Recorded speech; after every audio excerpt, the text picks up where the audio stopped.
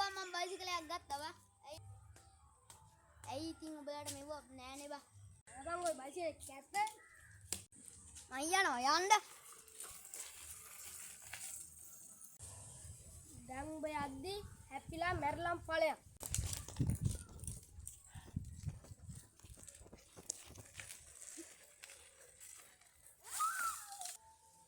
ඔකට හොඳම වැඩි.